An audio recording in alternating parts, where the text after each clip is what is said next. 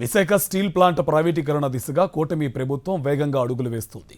Steel ప్లాంట్లో కీలకమైన విభాగాలను ప్రైవేటుపరం చేసేందుకు టెండర్లను పిలిచింది. 32 విభాగాలను ప్రైవేటుపరం చేసేందుకు టెండర్లను పిలిచిన స్టీల్ ప్లాంట్ యాజమాన్యం సెప్టెంబర్ 9న ఆఖరు తేదీగా నిర్ణయించింది. సెప్టెంబర్ 10 నుంచి టెండర్ల ఓపెనింగ్ జరుగుతుంది. ఎన్నికలకు ముందు స్టీల్ ప్లాంట్ ప్రైవేటీకరణ జరగకుండా కాపాడుతామని హామీ ఇచ్చిన చంద్రబాబు, పవన్ ఎన్నికల హామీని నిలబెట్టుకోలేకపోయారు. దీనికి సంబంధించి పూర్తి డీటెయిల్స్ మా కరెస్పాండెంట్ స్వామినాయుడు మనకి లైవ్లో అందిస్తారు. స్వామినాయుడు, డీటెయిల్స్ ఏంటి? ఎన్నికల టైంలో హామీ ఇచ్చారు చంద్రబాబు నాయుడు అలాగే పవన్ కళ్యాణ్, కనీసం ఆ హామీని నిలబెట్టుకోలేని పరిస్థితి కనిపిస్తుంది. డీటెయిల్స్ ఏంటి? కార్తిక్, విశాఖ స్టీల్ ప్లాంట్ను కాపాడుకోవాలనుకున్న కార్మికుల ఆశలన్నీ కూడా సన్నగిల్లుతున్నాయి. ఎన్నికలకు ముందు విశాఖ స్టీల్ ప్లాంట్ను ప్రైవేటీకరణ జరగకుండా కాపాడుతామని చెప్పి చంద్రబాబు నాయుడు, పవన్ కళ్యాణ్ హామీ ఇచ్చారు. కానీ ఆ పరిస్థితి మాత్రం ఇక్కడ కనిపించడం లేదు. ఎన్నికలు అయిన తర్వాత నుంచి కూడా కూటమి ప్రభుత్వం విశాఖ స్టీల్ ప్లాంట్ను ప్రైవేటీకరణ చేసే దిశగా వడివడిగా అడుగులు వేస్తుంది. విశాఖ స్టీల్ ప్లాంట్లో ఉన్న 32 కీలకమైన విభాగాలను ప్రైవేటు వ్యక్తులకు అప్పగించేందుకు కూడా అన్ని ప్రయత్నాలు చేస్తుంది.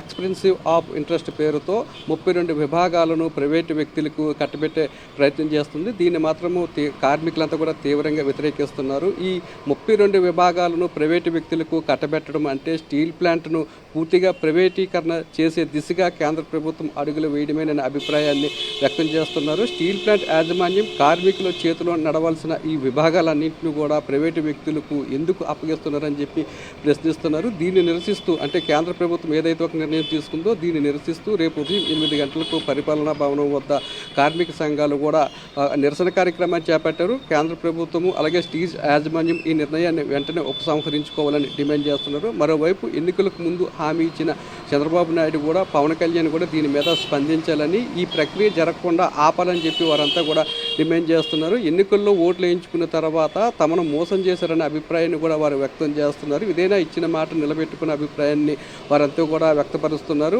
ఒక్కొక్క విభాగాన్ని ప్రైవేటు వ్యక్తుల చేతుల్లో కట్టబెట్టడం ద్వారా స్టీల్ ప్లాంట్లో ఉన్న కార్మికులందరినీ కూడా, కాంట్రాక్ట్ కార్మికులందరినీ కూడా తొలగించే కుట్రకు తెరదీశారని, ఇప్పటికే సగం మందికి పైగా కాంట్రాక్ట్ కార్మికులను తొలగించారని, ఇలాగ కాంట్రాక్ట్ కార్మికులను తొలగిస్తూ మొత్తం స్టీల్ ప్లాంట్ అన్నింటినీ కూడా, స్టీల్ ప్లాంట్ మొత్తాన్ని నిర్వీర్యం చేసే విధంగానే కేంద్ర ప్రభుత్వం పావులు కదుపుతుందని, దీనిలో భాగంగానే కీలకమైన 32 విభాగాలను కూడా ప్రైవేటు వ్యక్తుల చేతుల్లో పెట్టే ప్రయత్నం చేస్తామని చెప్పి కార్మికులంతా కూడా ఆరోపిస్తున్నారు. గత 5 సంవత్సరాల నుంచి కూడా పెద్ద ఎత్తున పోరాటం చేస్తున్నామని, అయినప్పటికీ కూడా కేంద్ర ప్రభుత్వంలో ఎటువంటి చలనం కూడా లేదని, అయితే ఎన్నికలకు ముందు పవన్ కళ్యాణ్, చంద్రబాబు నాయుడు విశాఖ స్టీల్ ప్లాంట్ను కాపాడే బాధ్యత మాది, మమ్మల్ని గెలిపించండి, స్టీల్ ప్లాంట్ ప్రైవేటు పరం కాకుండా కాపాడుతామని చెప్పి ఒక హామీ ఇచ్చారు. స్థానికంగా ఉన్న పల్లా శ్రీనివాసరావును అత్యధిక మెజార్టీతో గెలిపించాలని చెప్పి వారు బహిరంగ సభలో విజ్ఞప్తి చేశారు. అన్నట్టుగానే సుమారు దాదాపు 1,00,000 ఓట్ల మెజార్టీతో పల్లా శ్రీనివాసను గెలిపించారు. అయినప్పటికీ కూడా కార్మికులకు న్యాయం జరగలేదు. విశాఖ స్టీల్ ప్లాంట్ ప్రైవేటీకరణ అంశం అనేది ముందుకు జరుగుతూనే ఉంది. అయితే స్టీల్ ప్లాంట్ కార్మికులు మాత్రము